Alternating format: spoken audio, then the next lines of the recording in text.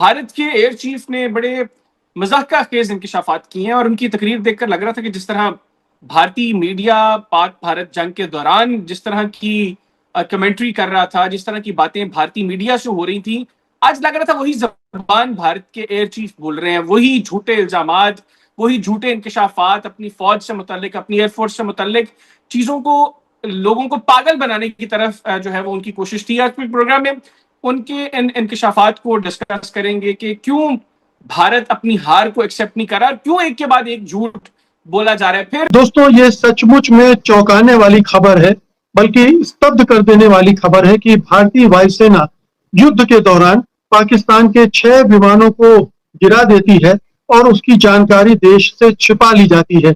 यहाँ तक कि संसद को भी नहीं बताया जाता। पाकिस्तान को इतना बड़ा नुकसान पहुंचाने वाली ये खबर तो ऐसी थी कि इसे तुरंत देश को बताया जाना चाहिए था। इससे देश और सेना का मनोबल बढ़ता। अंतरराष्ट्रीय जगत में भारतीय वायुसेना की साख को जो पट्टा लगा है वो न लगता। पाकिस्तान जो बहुत चढ़कर बढ़कर बातें कर रहा था वो न कर पाता। और जब पाकिस्तान दावा कर रहा था कि उसने हमारे 5-6 जहाज गिराए हैं, तब तो भारत सरकार को बताना ही चाहिए था कि हमने तुम्हारे 6 विमान गिराए हैं और ये लो सबूत। इससे मोदी सरकार की भी वाहवाही होती, वो भी छाती ठोक कर कहती कि ऑपरेशन सिंदूर की सफलता का ये है प्रमाण। मगर ऐसा नहीं किया गया, तो सवाल उठता है क्यों? क्या किसी का दबाव था? क्या अमेरिकी राष्ट्रपति डोनाल्ड ट्रंप ने उनसे चुप रहने के लिए कहा था? अगर ट्रंप ने कहा भी था तो सरकार चुप क्यों रही, झुकी क्यों? क्या गिराए गए विमानों में F-16 विमान भी था? वायुसेना अध्यक्ष की भाषा पर भी गौर करना चाहिए। उन्होंने कहा कि सेना को खुली छूट थी, सेना के तीनों अंगों में बहुत शानदार तालमेल था। CDS के नेतृत्व की तारीफ की उन्होंने। क्या सरकार ने उनसे ऐसा कहने के लिए कहा था? क्योंकि पहले नौसेना के एक अधिकारी ने कहा था कि हमारे हाथ बंधे हुए थे, इसलिए हमने उन पर उस तरह से हमले नहीं किए। सबसे बड़ा सवाल यह है कि इस जानकारी को देने के लिए यही समय क्यों चुना गया? क्या दबाव में युद्ध विराम करने की वजह से हुई फजीहत का ये डैमेज कंट्रोल है, या ये ध्यान भटकाने की कोशिश है? राहुल गांधी के एटम बम की धमक से सरकार डर गई है और वो एक नया मुद्दा ले आई है ताकि लोग उसे छोड़कर इस पर चर्चा करने में व्यस्त हो जाए और उसकी खाल बच जाए। ये तमाम सवाल है जिन पर आज हम बात करने जा रहे हैं, क्योंकि ये खबर ऐसी है, बड़ी अजीबोगरीब है। मतलब ये युद्धों के इतिहास में पहली बार शायद ऐसा हुआ होगा कि किसी देश ने अपनी सेना के उस वीरतापूर्ण कार्रवाई को उस समय रिवील नहीं किया, 3 महीने बाद उसकी चर्चा कर रहा है। जबकि हर सेना, हर देश ये करता है कि अपनी उपलब्धियों को बढ़ा चढ़ाकर बताए ताकि दूसरे पक्ष का मनोबल गिरे और भारतीय से अपनी सेनाओं का मनोबल बढ़े। यहाँ उल्टा हुआ, क्यों? आपको क्या लगता है? देखिए, बहुत इम्पोर्टेंट टाइम है हमारे लिए, और ये एयर चीफ मार्शल ने जो कहा ऑपरेशन सिंदूर के 3 सप्ताह बाद क्या कहा था और आज 3 महीने बाद क्या कह रहे हैं, ये इम्पोर्टेंट है। दोनों की तुलना करना बहुत जरूरी है कि 3 सप्ताह बाद उन्होंने CIA के फंक्शन में क्या कहा और 3 महीने बाद उनको ये क्यों कहना पड़ रहा है। इसमें बहुत सारी बातें छुपी हुई है मुकेश जी, ये कोई साधारण बात नहीं है। ये एक बहुत बड़े पॉलिटिकल क्राइसिस का भी टाइम है और हमारी एयरफोर्स के लिए बहुत जबरदस्त टाइम है क्राइसिस का। इन्होंने जो कहा उसके एक तो खुद को कॉन्ट्राडिक्ट किया, उन्होंने जो CII में कहा था उसको खुद को कॉन्ट्राडिक्ट किया। इससे एयरफोर्स की इमेज पर जो नुकसान हो रहा है या हुआ होगा वो अलग है। इंडोनेशिया में नेवी के जो अटैचे हैं उन्होंने जो कहा था उसको कॉन्ट्राडिक्ट कर रहे हैं, मतलब अपनी ही फोर्स को कॉन्ट्राडिक्ट कर रहे हैं। ये चीज न तो प्रधानमंत्री ने ऑपरेशन सिंदूर के अपने भाषण में दावे में कही, न रक्षा मंत्री ने कही, न नेशनल सिक्योरिटी एडवाइजर ने कही, न किसी फॉरेन मीडिया ने कही, न मिलिट्री एक्सपर्ट्स ने कही, न सीडीएस ने सिंगापुर में कही, न राहुल सिंह ने जो थल सेना के डिप्टी हैं उन्होंने कही। इसमें 3-4 मुद्दे, आप मुझे रोक देना अगर जब भी आपको लगे मुझे। प्लीज करिए जी। इसमें 2-3 पॉइंट्स हैं जो बहुत इंपॉर्टेंट है। पहला पॉइंट यह है कि रफाल की तारीफ नहीं की गई। इस पूरे जो इनका जो इन्होंने कहा, अमरप्रीत सिंह जी ने रफाल का नाम नहीं लिया। इसमें हमारे लड़ाकू विमानों की भूमिका का कोई जिक्र नहीं है। डिबेट पूरी ये चली थी कि रफाल कितने गिरे हमारे, पूरी डिबेट को इन्होंने सुखोई पर फोकस कर दिया। आप अगर उनका सुने अमरप्रीत सिंह जी की बात, वो कह रहे हैं कि Sukhoi 400 S-40 400 was a game changer. अब ये सुखोई क्या है? ये रशियन मेड डिफेंस सिस्टम है और surface to air missile system है, जिसमें एयर डिफेंस को प्रोवाइड करता है एक बड़े लार्ज एरिया में। इसमें 3-4 कंपोनेंट्स होते हैं। मिसाइल लॉन्चर होता है, एक रडार होता है पावरफुल, और एक बड़ा कमांड सेंटर होता है। और ये 90s में 1990 के दशक में रशिया में डेवलप हुआ था। आप सुखोई की तारीफ कर रहे हैं, रफाल के बारे में जिक्र तक नहीं कर रहे हैं। ये मिसाइल सिस्टम है, डिफेंस सिस्टम है। ये इसकी मार बेशक 300 किलोमीटर तक की होती है। हम लोग, और कल पुतिन साहब से प्रधानमंत्री ने बात की, हम अमेरिका से F-35 को खरीदना बंद कर रहे हैं, नहीं खरीद रहे हैं, हमने मना कर दिया है। हमारी एयर फोर्स में कितनी जबरदस्त कमी है, ये एयर चीफ मार्शल ने खुद ने बताया था कि हमारे तेजस MK-1 की डिलीवरी में कितनी देरी हो रही है, हुई है। और उसकी देरी का प्रमुख कारण जो है, जनरल इलेक्ट्रिक जो कंपनी है अमेरिका की, उसने इंजन टाइम पर नहीं दिया और अब नहीं देगा। उस समय बताया कि मीडियम ट्रांसपोर्ट एयरक्राफ्ट में भी देरी हुई है। उनका जो मुख्य फोकस था वो ये था कि आत्मनिर्भर बनना पड़ेगा, और जो हम कॉन्ट्रैक्ट साइन करते हैं वो समय पर पूरे नहीं होते हैं। ये उनका ऑपरेशन सिंदूर के 3 सप्ताह बाद कहा था। वो आज तारीफ कर रहे हैं एयरफोर्स की या डिफेंस सिस्टम की तारीफ कर रहे हैं वो, कि हमने क्या किया। लेकिन शॉन की सवाल तो ये उठता है ना कि आपने पहले क्यों तारीफ नहीं की? पहला सवाल तो ये उठता है, अगर आपने ये किया था तो उस समय क्यों नहीं, आज क्यों? बहुत बड़ा इसमें कोई पॉलिटिकल डिसीजंस होना है। हमारे पास जो MiG-21 के 2 स्क्वाड्रंस बचे हैं, वो अगले महीने रिटायर हो रहे हैं। और इंडियन एयरफोर्स की जो कॉम्बैट स्ट्रेंथ है वो बहुत कमजोर होने वाली है। बुरी तरह हमारे पास लड़ाकू विमान नहीं है। एक बड़ी भूमिका बना रहे हैं अमरप्रीत सिंह जी कि हमको तुरंत लड़ाकू विमान चाहिए, और वो लड़ाकू विमान आप पाएंगे कि हम रशिया से लेने वाले हैं,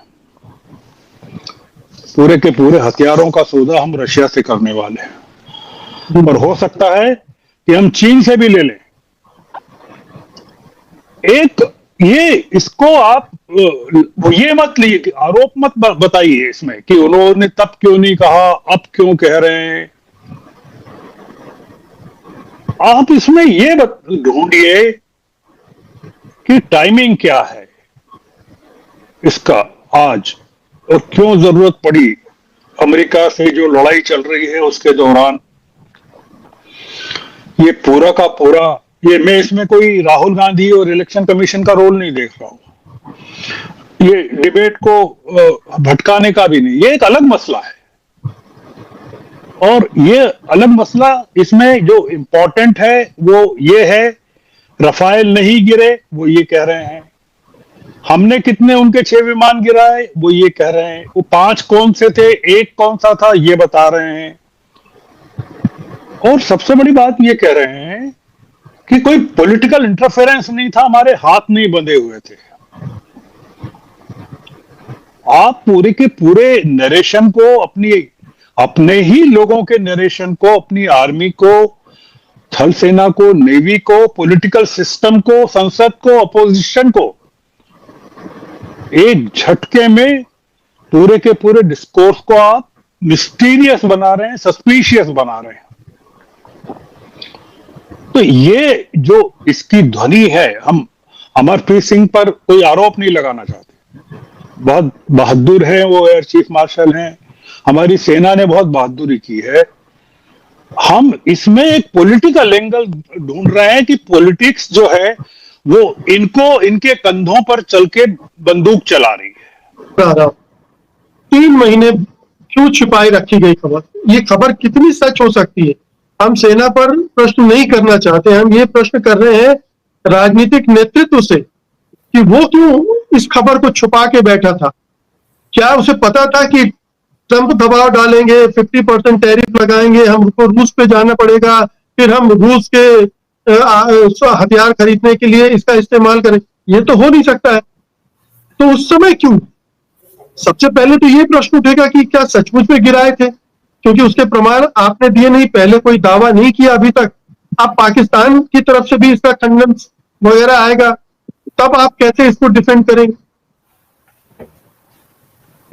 तो देखिए, पाकिस्तान की तरफ से सोशल मीडिया पर उनके रिटायर्ड अफसरों वगैरह के खंडन आ चुके हैं, और जैसा कि ऐसी स्थिति में होता है, और जो आपने अपने रक्षा मंत्री का भी आ गया है खंडन। वैसे आज ही उन्होंने अपनी बात, पुरानी बात फिर से कही है, रक्षा मंत्री ने भी उनके खंडन किया है। जी जी, धन्यवाद। तो मैं तो ये देख पाया था कि उनके बहुत सारे पुराने जनरल वगैरह ने इसको खंडित किया था, और जैसा कि होता है एक दूसरे से जब इस तरह की रिश्ते हो जैसे हमारे पाकिस्तान से हैं, तो उसमें थोड़ा सा आदमी दूसरे की हंसी उड़ाने वाली तर्ज पे सब कहता है। इससे इतर मैं इस पर आना चाहता हूं कि चूंकि जो महत्वपूर्ण बिंदु मैं भी समझता था वो शमन जी ने पहले अच्छा इनिशिएट किया, और बाद में उसको कौशिक साहब ने भी आगे बढ़ाया ही है। ये चीज एक चीज हमें दिखा रही है कि जो हमारा अभी नेतृत्व है भारत में, राजनीतिक नेतृत्व जो है, ये इसमें कोई न इसका कोई दीर्घकालिक और स्टेबल प्रोग्राम है विदेश नीति और रक्षा नीति या इवन अर्थनीति को लेकर, और न इनके पास कंटिजेंसी का ठीक से कोई इंतजाम है। ये रिएक्शन में चल रहे हैं। पूरी कोशिश की इस रजीम ने 11 साल की, ट्रंप साहब से उसके रिश्ते और अमेरिका से उसके रिश्ते, पश्चिम से उसके रिश्ते, रूस और चीन से रिश्ते बिगड़ने की कीमत पर भी किए जाए, और ये करने की कोशिश में बहुत सारी त्रुटियां हुई, जिसकी वजह से हमारे पास ये सब खबरें आई हैं, बहुत बार आई हैं कि पाकिस्तान को थोड़ी एक्सेस रूस में भी मिल गई। चीन के फॉरेन मिनिस्टर पाकिस्तान के दौरे पर आ रहे हैं, और ये दौरा उस वक्त हो रहा है जब रवा माह के आखिर में एससीओ की एक मीटिंग है चाइना में, जिसमें भारत के वज़ीर-ए-आज़म नरेंद्र मोदी तकरीबन 7 साल के बाद अब चीन का दौरा करने जा रहे हैं। उसको बड़ा जो है वो लोग गौर से देख रहे हैं। तो पाकिस्तान के हवाले से ये दौरा कितना अहम है, और चीन के वजीर खारजा पाकिस्तान में क्या डिस्कस करेंगे, इसको भी डिस्कस करेंगे। और इसके लिए मुझे वीडियो लिंक पे ज्वाइन किया है पाकिस्तान के farmer defence minister lieutenant general retired Naeem Khalid Lodhi साहब ने। Sir thank you very much अपने प्रोग्राम के लिए वक्त जी, निकाला। अस्सलाम अस्सलाम वालेकुम। वालेकुम। वालेकुम अस्सलाम वालेकुम अस्सलाम। सर रहमतुल्लाह। सबसे पहले तो ये बात करते हैं भारत की फिजाइया के सरबराह। उन्होंने आज जो इंकशाफात किए हैं, यकीनी तौर पर पाकिस्तान में तो दूर, भारत में भी कोई उनकी बातों पर यकीन नहीं कर रहा होगा। लेकिन इस स्टेशन का आदमी, इस बड़ी प्रोफाइल का आदमी, क्यों सर भारत में इस चीज का ख्याल नहीं किया जा रहा, और अपनी नाकामियों को छुपाने के लिए एक के बाद एक के बाद एक के बाद एक झूठ बोले जा रहे हैं, और वो सारे गले पड़ रहे हैं उनके। हाँ, बड़ी हैरत होती है क्योंकि जब उनकी बेइज्जती की लेवल एक लेवल के ऊपर स्टेबलाइज हो गई थी, दुनिया आहिस्ता आहिस्ता भूल गई थी पाकिस्तान ने जो उनको चोट लगाई। और उसके अलावा इसको तो छोड़ें कि पाकिस्तान क्या कह रहा था, इसको एक तरफ रख दें। फ्रांस खुद क्या कह रहा था, जो जहाज बनाने वाले हैं, जो ये इजेक्शन सीटें बनाने वाली कंपनी है अमेरिका की, वो क्या कह रही थी, अमेरिकन प्रेसिडेंट ट्रंप ने क्या कहा है, और पूरी दुनिया ने जो इन्वेस्टिगेशन की है उसके बाद क्या चीज थी। तो मुझे ऐसे लगा कि शायद उनको आदत हो गई है वो इस बेइज्जती की, कि जब उन्होंने देखा कि स्टेबलाइज हो गई और अब मजीद कोई बेइज्जती का उन्वान रह नहीं गया या कम हो गए हैं, और लोग उस तरफ आ गए थे कि जी वो रशिया से तेल ले रहे हैं, और ये तो एक तरीके से तवज्जो बढ़ गई थी। लेकिन उन्होंने खुद तवज्जो फिर अपनी तरफ खींचे, अपने जख्म फिर दिखाए। फिर उन्होंने कहा कि जी ये देखें, और अब ये दुनिया हंसेगी और क्या करेगी। मुझे हैरत है कि इतना प्रोफेशनल आदमी, इतना सीनियर ऑफिसर, वो सिर्फ मोदी के कहने पर उसकी सियासी साख को बचाने के लिए अपनी साख दांव पर लगा रहा है। मुझे ये खदशा है मेरे भाई के, जो इंडियन एयरफोर्स है वो चूंकि इस किस्म के इमोरल बयान को वो इस आराम से नजरअंदाज नहीं कर पाएगी, और वो किसी को अपना चीफ मानने को तैयार नहीं होंगे, क्योंकि नॉर्मली फोर्सेस ये चाहती हैं कि ये बाकिरदार आदमी हो जो उनको हेड करे। तो मुझे लगता है कि बहुत जल्द उनके इस्तीफे के लिए जो है ना बहुत सारी आवाजें उठेंगी, और ये बजाय इसके कि एक भोंडा किस्म का उन्होंने खाम खा अपने ऊपर एक नबादा उड़ा है अपनी अपने अपने आप को खराब करने के लिए, इसकी और कोई वजह समझ में नहीं आती। ये बिल्कुल सर बालातर है वैसे इस किसी तरह के स्टेशन का जो आदमी है, जिस बड़ी प्रोफाइल जो है उनकी, भारत की फिजाइया के सरबराह हैं, बड़ी फिजाइया है। वो अलग बात है कि माजी में हर मरतबा उन्होंने हमसे मार खाई है, लेकिन बहरहाल एक बड़ी फिजाइया के सरबराह है वो। सर वो तो स्टेटमेंट्स भी बड़े सोच समझ के देते होंगे। आज जब मैं उनकी वो वीडियो देख रहा था, वो वीडियो देखते हुए भी मुझे बड़ी हैरानी हो रही थी कि उनकी अपनी शक्ल उनके अल्फाज का साथ नहीं दे रही थी, और वो बड़े कंफ्यूज थे वो बातें करते हुए भी। उन्होंने क्यों ये फैसला किया कि इतनी देर के बाद, जब सारे तकरीबन भूल चुके हैं, चीजें आगे बढ़ रही हैं और प्रेशर्स हैं भारत पर, दोबारा इस तरह की बात की जाए कि उनकी हजीमत हो आलमी सतह पर एक मरतबा फिर। मुझे यूं लगता है कि उन्होंने शायद अपनी नौकरी बचाने के लिए ये कदम उठाया, क्योंकि ऐन मुमकिन है कि ये थ्रेट दिया हो मोदी ने कि अगर आप ये बयान नहीं देंगे, आपके लेवल से ये बयान नहीं जाएगा, तो फिर आप छुट्टी करें। लेकिन लगता मुझे ऐसा है कि पहले उनकी छुट्टी शायद ना होती है, अगर वो खामोशी इख्तियार कर लेते। अब उनकी छुट्टी जरूर होगी, आप ये बात मेरी नोट कर लीजिएगा। क्योंकि देखें, कुछ होती है मिलावट, होती है सच और झूठ की मिलावट होती है, वो भी दुनिया बर्दाश्त कर लेती है। अब जबकि खुद हिंदुस्तान के जितने लोग हैं, जितने रीशऊर लोग हैं, आपने देखा नहीं कि उनके वहां पर जो लोकसभा में जो बहस हुई, उसके अंदर जो कांग्रेस के लीडर हैं उन्होंने क्या बातचीत की। उन्होंने कहा, उन्होंने एक सिंपल जुमला कहा था, उन्होंने कहा कि मोदी इस यहाँ पर पार्लियामेंट में ये कह दे कि जी जो ट्रम्प है वो झूठ बोल रहा है, कि जी मैंने मैंने नहीं कहा था उनको कि जी ये सीज फायर कर रहे हैं। तो जब लेवल ये हो, अब आप अंदाजा लगाएं कि जब एयर चीफ ये देगा बयान, तो फिर ये जो कांग्रेस वाले हैं और ये जो उनके मीडिया के लोग हैं, जो आप जानते हैं कि उसके स्वामी जैसे जो लोग हैं, वो अब क्या कहेंगे। तो देखते हैं आगे क्या होता है। लेकिन मेरे अपनी प्रोडिक्शन ये है कि अगर खामोश रहते तो बच जाते, ये बात कहने के बाद वो बच नहीं पाएंगे, he will have to resign, मुझे ऐसे लगता है। बिल्कुल। अच्छा सर ये बताइए कि ब्लूमबर्ग ने रिसेंटली एक रिपोर्ट पब्लिश की जिसमें ये कहा गया है कि भारत और अमेरिका के दरमियान जो ताल्लुकात खराब हुए हैं उसकी बुनियाद 17 जून को तब पड़ी जब भारतीय वज़ीर आज़म नरेंद्र मोदी कनाडा में थे G7 की मीटिंग के लिए, और अमेरिकन प्रेसिडेंट डोनाल्ड ट्रंप ने उनको फोन करके कहा कि वो वापसी पे भारत जाने से पहले अमेरिका से होते हुए जाएं, और भारतीय वज़ीर आज़म ने इस वजह से वहां पर जाने से इनकार किया क्योंकि उनको इस चीज का खदशा था कि डोनाल्ड ट्रंप उनकी मुलाकात फील्ड मार्शल आसिम मुनीर साहब से ना करवा दें। तो आप इसको कैसे देख रहे हैं सर? देखिए, ये तो बात मेरे ख्याल जनरली है हलकों में, ये जो बात जैसे ब्लूमबर्ग ने ये है, लेकिन मेरा अपना नजरिया थोड़ा सा मुख्तलिफ है कि ये क्यों, ये जो भारत के ऊपर प्रेशर आ रहा है अमेरिका का, ये क्यों आ रहा है। कहने को तो ये कहा जा रहा है ना कि वो तेल बरामद कर रहा है वहां से। देखिए, 2-3 बातें मैं आपके सामने रखता हूँ। नंबर एक के जब पूरी सैंक्शंस थी ईरान के ऊपर, तो भारत ईरान के साथ ट्रेड कर रहा था, आप भी जानते हैं, मैं भी जानता हूँ, और उनको एक्सेप्शन भी खैर उन्होंने ले ली किसी न किसी तरीके से। रूस से भारत हथियार पिछले 50 साल से खरीद रहा है, कोई आज नई बात नहीं है, शायद इससे भी टाइम ज्यादा हो गया हो। और ये तेल खरीद रहा है ये कम से कम 2 साल से, तो ये भी खरीद रहा है और यूरोप को भी पहुंचा रहा है, जो कि फायदामंद है एक तरीके से, जो भी है। मेरे ख्याल में ये जो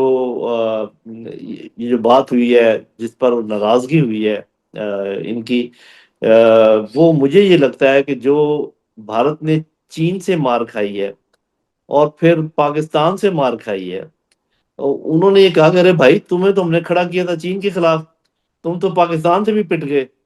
तो एक तो ये मुझे लगता है मेन वजह है। मैं चूंकि फौजी हूँ, अपने नजरिए से देखता हूँ। दूसरी चीज जो कि गैर फौजी आना है, वो ये है कि ब्रिक्स, आपको पता है कि एक नई करेंसी के बारे में बात कर रहे हैं जो कि चैलेंज करेगी डॉलर को। और डॉलर की हेजमनी जो है ना, अमेरिका के सुपर पावर होने की सबसे बड़ी वजह है, और वजूहत भी है, लेकिन वो सबसे बड़ी वजह है क्योंकि डॉलर दुनिया की करेंसी है, दुनिया में चलती है। उसको अगर आप चैलेंज करते हैं तो आप उनकी सुपर पावर के स्टेटस को चैलेंज कर रहे हैं।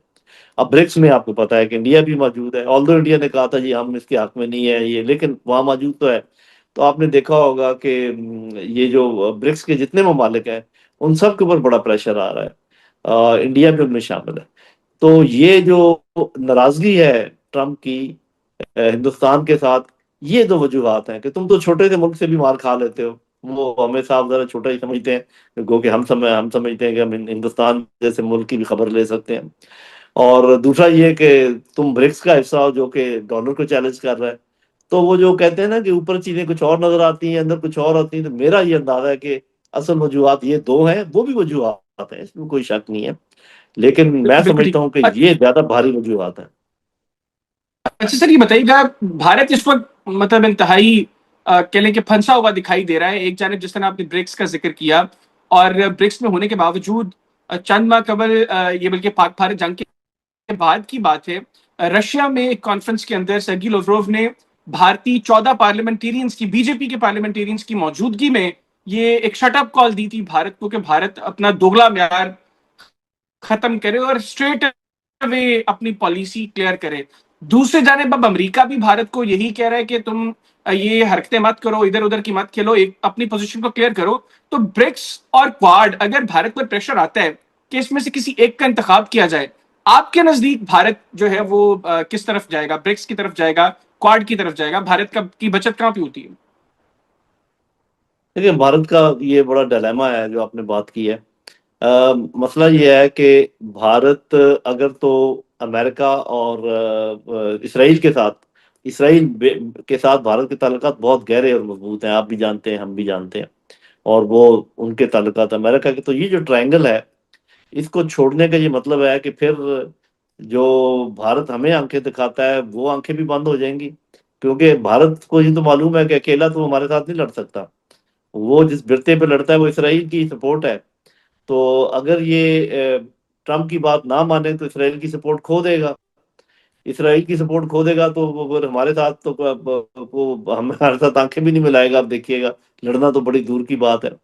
लेकिन जो लॉन्ग टर्म जिस तरीके से ब्रिक्स में ये और शंघाई कारपोरेशन में इसका हम रोल देखें, लेकिन उस समय भारत ने कई बार ब्रिक्स को भी डिच किया, शंघाई कारपोरेशन को भी किया। एक बार ब्रिक्स में हम तय करके आ गए कि हम जो आपस में करेंसी एक चलाने की बात जो हुई थी कि हम उससे सहमत हैं, लेकिन बाहर आने के बाद फिर पश्चिम में जाते ही और यहाँ दिल्ली आते ही जयशंकर साहब ने फिर वेस्ट में जाके बयान दिया कि नहीं, हम डॉलर को नहीं ऐसे छोड़ सकते और हम इस करेंसी वाली योजना में शामिल नहीं है। और इसके बाद ब्राजील वगैरह के बहुत सारे इंटेलेक्चुअल्स ने भारत की ब्रिक्स में उपस्थिति को लेकर बड़े बड़े सवाल किए, बड़े कड़वे सवाल किए, और ये भी कहा कि ये एक्चुअली पश्चिम के जासूस हैं ब्रिक्स में, यहां तक कहा लोगों ने। खैर वो एक चीज है, उससे वहां जो हमारा नुकसान हुआ वो हुआ। अब हम ट्रंप के इस रवैये से अब हमें लग रहा है पिछले 10-15 दिन से 20 दिन से कि ट्रंप को हैंडल कर पाने में पूरी तरह असफल होने और एक्सपोज हो जाने के बाद हमारा नेतृत्व अब एकदम से रिएक्ट होकर तुरंत रूस चीन के पोटरे में चला जाना चाहता है। अब वो एकदम से रूस से भी रिश्ते पुराने रिवाइव कर लेना चाहता है जो श्रीमती गांधी वगैरह के जमाने में थे। और एक सेकेंड जी, एक सेकंड, मैं आ रहा हूं, उसका जवाब नहीं मिल रहा है दरअसल। मैं आ रहा हूं 3 महीने छिपाई गई। मैं आ रहा हूं जी। तो अब ये जो चीज है, ये जो अभी हमारे जो एनएसए है वो गए रशिया, पुतिन के भारत आने की बात आजकल हमारे मीडिया और जो राइट विंग के लोग हैं उसमें बहुत हो रही है। और ऐसे में ही हमने देखा कि एकाएक एक दिन पहले जब राहुल गांधी एक बहुत बड़ा एक पॉलिटिकल इशू लेके आते हैं जो इस देश में बहुत जरूरी सवाल को बहुत बड़े स्तर पर लेके आया है, और जिसको 20 करोड़ से ज्यादा लोगों ने सोशल मीडिया पर अब तक जिसमें किसी न किसी किस्म से हिस्सेदारी कर ली है, और जो सचमुच में एक बहुत बड़ा इशू बन गया है, ठीक उसी के अगले दिन एक इतनी बड़ी बात जो संसद में नहीं कही गई, जो सीडीएस ने बाहर इंटरव्यू में ब्लूमबर्ग से नहीं कही, जो हमारे अटैची ने इंडोनेशिया में नहीं कही, जो हमारे रक्षा मंत्री ने जवाब देते हुए संसद में नहीं कही, जो हमारे प्रधानमंत्री ने देश को उद्बोधित करते हुए 3 दिन बाद नहीं कही, वो बात हमारे वायुसेना अध्यक्ष ने कही। अच्छी बात है, देश के लिए लिहाज से सोचें तो बहुत अच्छी बात है कि हमने इतना बड़ा कारनामा किया, हमारी सेनाओं पर गर्व करने के सारे कारण है। लेकिन इसमें राजनीतिक निहितार्थ हम साफ साफ देख पा रहे हैं, ये जरा दुखद बात है। हम उम्मीद करते हैं कि बहुत सारे इंस्टीट्यूशंस के बारे में हम चिंतित हैं कि वो नष्ट कर दिए गए हैं। हम उम्मीद करते हैं कि सेना कम से कम इस्तेमाल नहीं की जाएगी इसमें, लेकिन जो उनका बयान है उसके फैक्ट्स अपनी जगह हैं। ऐसा लगता है कि वो जो परसों राहुल गांधी ने किया है, कल किया है, ये उसकी जो राजनीतिक ताकत के रूप में जैसे वो आ रहा है, जैसे उसकी स्वीकार्यता है, उसको धुंधला करने और उससे डाइवर्ट करने की कोशिश में एक शंका है ये कि इस बयान का इस्तेमाल करने की वजह ये हो सकती है। ये शंका है, चूंकि सेना का सवाल है, इससे ज्यादा नहीं कहा जाना चाहिए।